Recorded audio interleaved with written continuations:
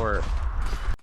When an enemy shoots lightning at you, you can intercept it from your weapon and then stab them with it. Grappling. You can grapple by 3 points. The neck,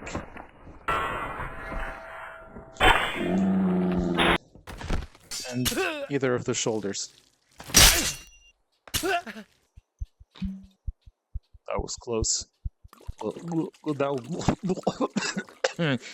can check your health and mana by looking at your wrist. And you can check how much is left in a health potion by looking down at it. Okay, some tips and tricks for Blade Sorcery VR, on the HTC Vive specifically. The implementation for the Vive for this game has a few control issues, so here are a few tips for getting around them, and also some general tips for the game, especially the Telekinesis system.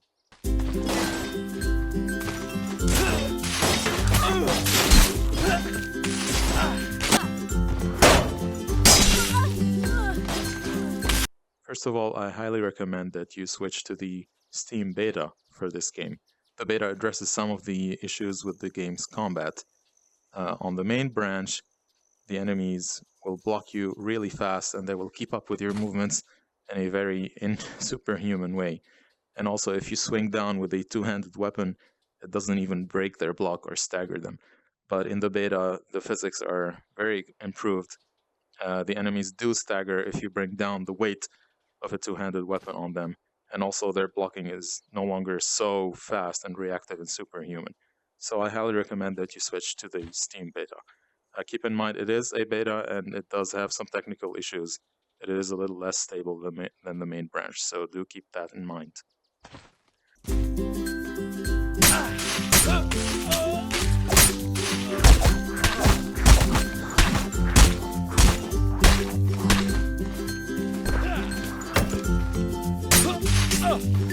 The first thing you want to do is, you may notice that you use the left touchpad to move around, touchpad locomotion. However, you may realize that you need to click the touchpad in order to move, which gets really annoying really fast. But if you do want to change that, the way you do that is you click the left menu to open the game menu, you go to settings here, and in inputs, locomotion touchpad press is now set to move. You set it to jump. Very unintuitive way of phrasing it, but now what happens is that if you press the left touchpad, you jump. And so that leaves you with touching it to move. A very ridiculous way of phrasing the option, but there you go.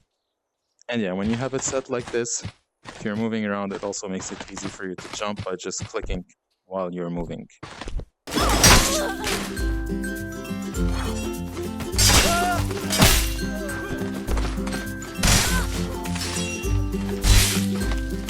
Second thing you want to do in regards to movement is switch the locomotion direction from controller to headset. It sounds strange, I know, it sounds unintuitive, but hear me out. Here, let's put it to controller. Usually in VR games that have touchpad locomotion, the orientation of your movement, the forward orientation of your movement, is preferably set to the controller in your hand, because you want to be able to move forward while also looking around. The reference for the orientation is your controller. And yes, this is usually great in VR games, and this is what you want. However, this is not your typical VR game. This is a melee game. And in a melee game, most of the time your hand is not in a forward-pointing position. Your hand is in a weird position where you're holding, a weapon. You're holding it like this. Your hand is pointing off to the side, or it's pointing up or down or whatever. And in those cases, the locomotion orientation will be all over the place and it will be changing as you move.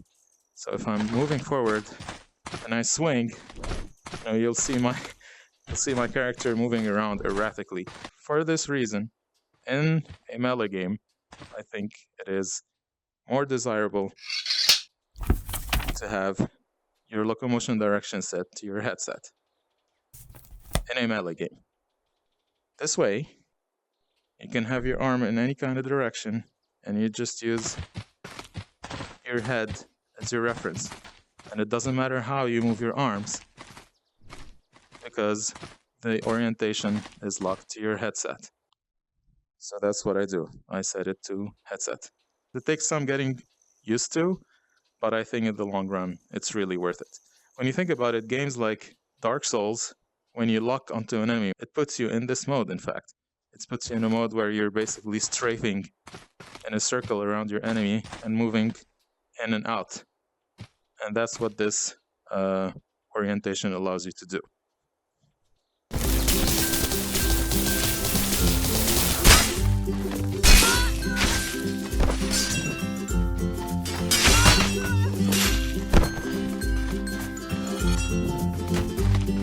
Third thing you want to know, what I've noticed is that the locomotion system in this game is a hybrid between touchpad locomotion and arm swinging.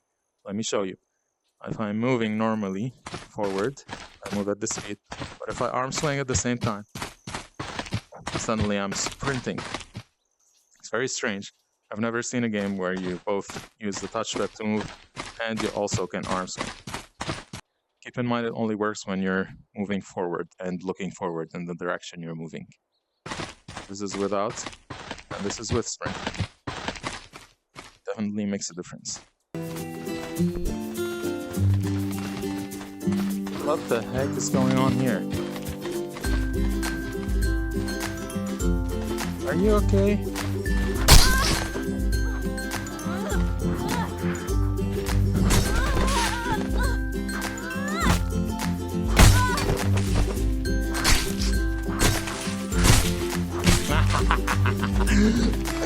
Alright, let's talk about telekinesis.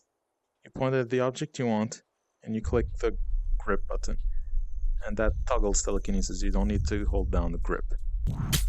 So you can use it to attack enemies remotely. The dagger points forward, point left, right, turn it, etc. Now usually what you would do is just hold down trigger and it snaps into your hand. But you can also just click the trigger a little bit to bring it just a little closer. So, trigger to bring it close.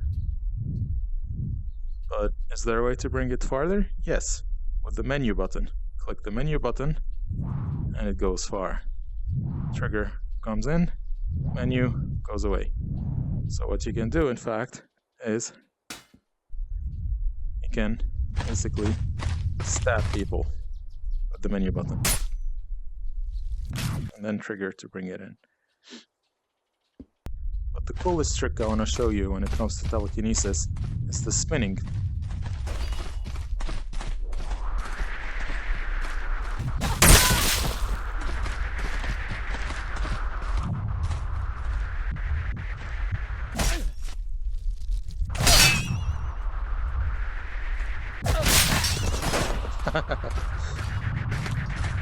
I love this thing.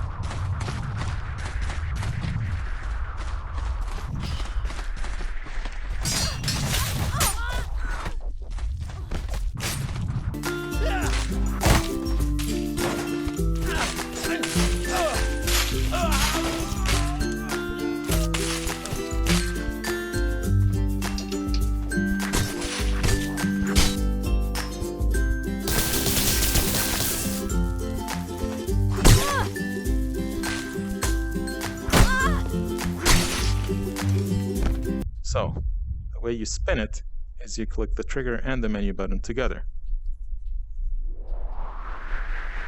And here we go. You have a spinny trap of death. And you can still rotate it any way you want. So yeah, I love this. This is my favorite magic in the game. I like it even more than the lightning spell.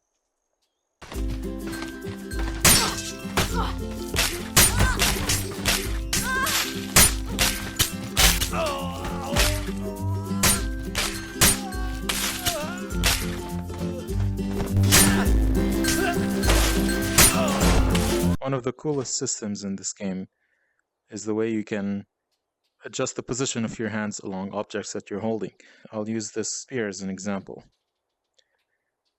See, I can grab the spear along any point, and even after I hold it, if I hold down the trigger on a hand, now I'm holding down trigger, I can readjust my hand along the shaft of the weapon. And this lets you do some pretty cool things, especially with a spear, where you can basically hold it very far back and hold it in the front, and then when you hold down the trigger, you can do a stabbing motion, like this, which comes very handy in combat. You can even hold up an object and hold the trigger and let gravity slide it down, basically.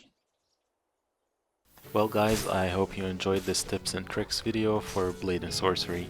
The game has many more systems like kicking, jumping, slow motion, grappling, the lightning spells, and various weapon loadouts, but I'm pretty sure you can figure those out on your own. I just wanted to give you a few tips on the lesser known systems in the game. So I hope you enjoyed it.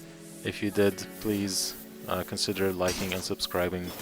I'm a very tiny channel and I'm trying to grow. Thank you very much for watching.